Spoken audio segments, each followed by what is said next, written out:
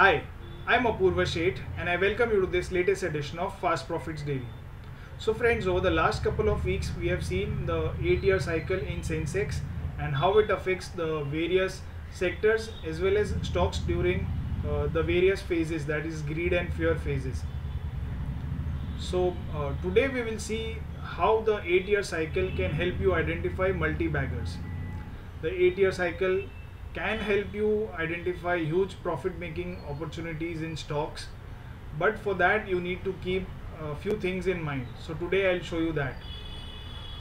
Now for those of you who haven't gone through my past videos, I'll cover the things that we have covered so far in brief, but if you want to know more about the 8-year cycle and the sectors that perform well during this cycle, you must go and check out my previous videos. You would find the links of these videos in the transcript section below the video. So now here what we have is the 8-year the long-term chart of Sensex. This is the monthly chart along with the 8-year cycles marked on it. So the vertical lines are the points wherein the cycle turns from one phase to other. So first we are seeing here is the greed phase. Sensex generally tends to move up during the greed phase and it consolidates during the fear phase.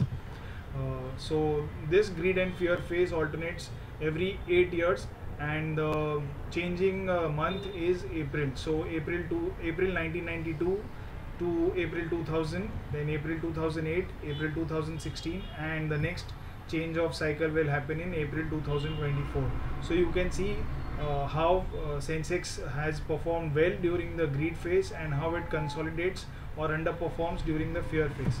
Now what sectors move during the greed phase? That is old economy stocks or sectors which are related to the basic human needs like food, clothing, shelter will tend to do well during the greed phase, and the new age stocks or technology companies which are driven by technology will tend to do well during the fear phase.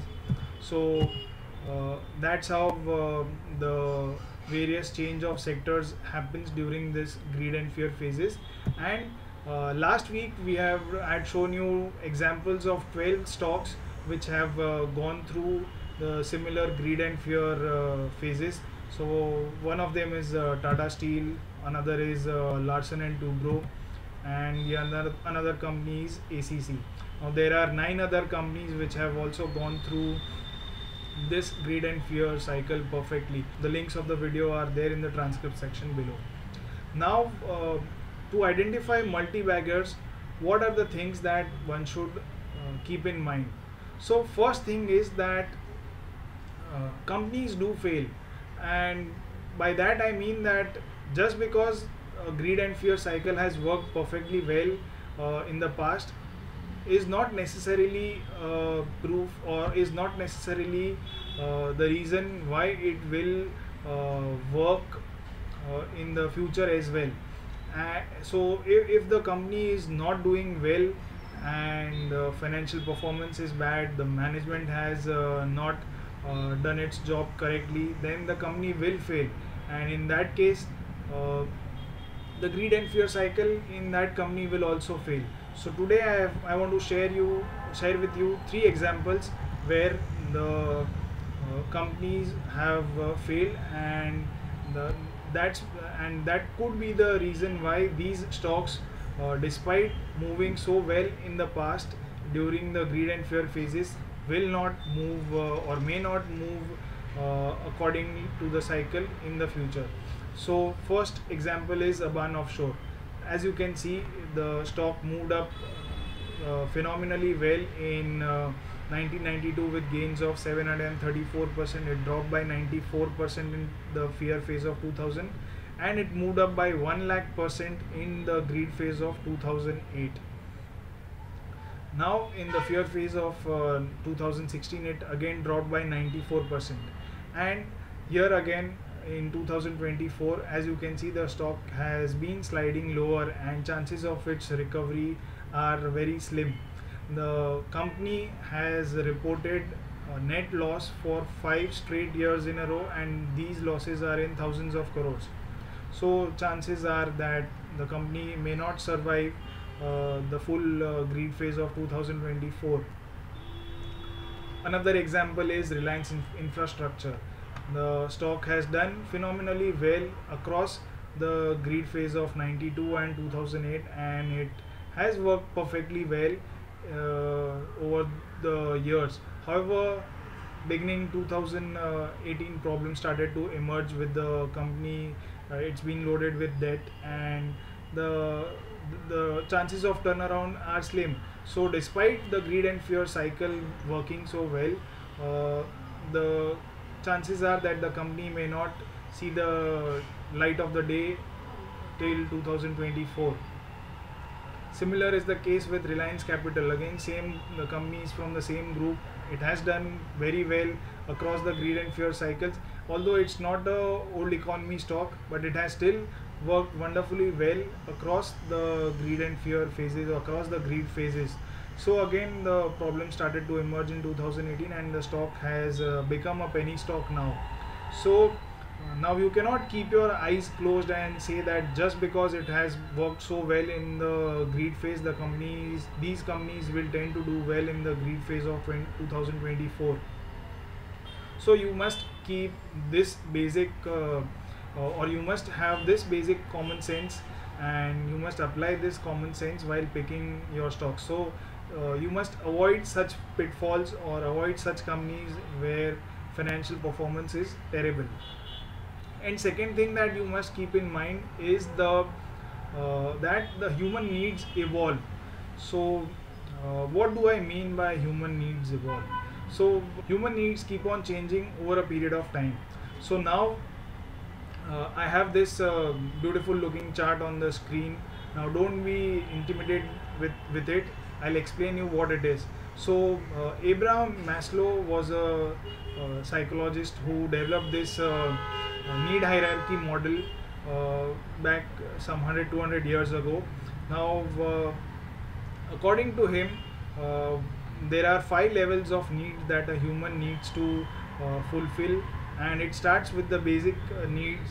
So the lower level of need has to be fulfilled first, and only when that need is fulfilled, he'll go and look for fulfilling his higher level needs. So the first level of need is the physiological needs, which is the basic needs, the basic thing that humans need to live, that is air, food, water, clothing, shelter. Once that need is fulfilled, he will go and try to fulfill his safety needs, that is personal security, employment, health. After this needs are fulfilled, he will go and try to fulfill his uh, needs for intimate relationships, uh, friends, family, love, a sense of connection with the friends and relatives. And finally there will be esteem needs and self actualization needs. So esteem needs is got to do with ego, so sense of prestige, feeling of accomplishments. Once this need is fulfilled, he will go and try to achieve his full potential of self actualization needs. Now from an economic perspective, we are not currently bothered about the self fulfillment or self actualization needs. However, what we are currently interested in is the basic need and physiological need. So in the greed phase, what companies will tend to do well are the companies that cater to basic needs. So the basic needs of safety and physiological needs, these two, the companies which have products or services which cater to these needs will tend to do well during the greed phase. And when we are in the fear phase, the companies which tend to focus on the psychological needs, that is of esteem and belongingness, will tend to do well.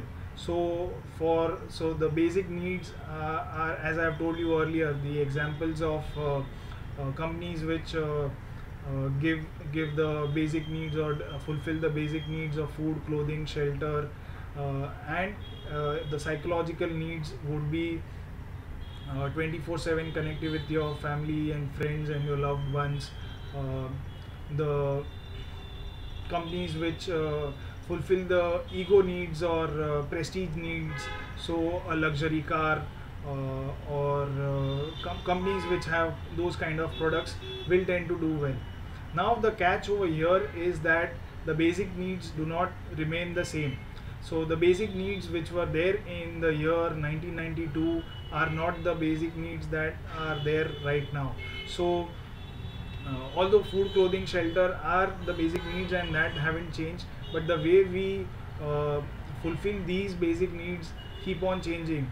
So in the year 92, a vada pav would have fulfilled your would have fulfilled this need, but now a burger would be required to fulfill that need of a kid, a college going kid. So there are similar examples. So let's say in the year 1992, mobile phones were considered as a status symbol. Even pagers for a while remained as a status symbol. People would hang mobile phones, the big cordless kind of phones, on their belt, and would use it to show off. The mobile incoming call would cost you 16 rupees per minute. So though the mobile phone was a product which fulfilled the prestige need back in the year 1992. Similarly, air travel was also considered as a prestigious thing. It was people, thousands of people or lakhs of people dreamt about traveling by aeroplane, but now it has become a common thing. So these are only a few examples. Now what you must do to while using these 8-year cycles is that you have to identify companies which are fulfilling the greed and the basic needs and psychological needs in the current environment. So companies which are so as we are in the greed phase, companies which are fulfilling the basic needs of safety and psychological and physiological needs will likely do well in this greed phase of 2024. So that's how you have to use the greed and fear cycle to identify multi-baggers. Now another example that I'd like to give you is that a lot of times it has been said that data is the new oil. So oil was the product which kept the economy running. It was a classic old economy commodity that was in use back in the years 1990s and 2000s. However, this is changing now and it has already changed. So we have been listening that data is the new oil. So companies which are catering to the needs of data are doing very well. So we have seen that these internet giants like Facebook, Google, even Amazon to an extent have done phenomenally well.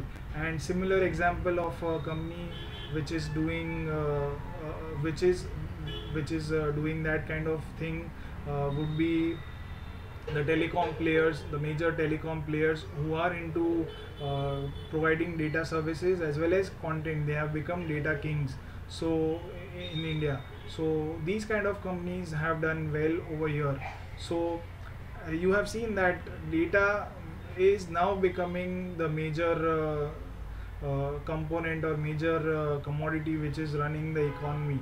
So that's how you can see, or you have to identify the changing needs of people, and companies who are able to identify these changing needs and are able to fulfill these needs of people are likely to do well. And that's how this 8-year cycle will also help you identify these companies which are likely to do well.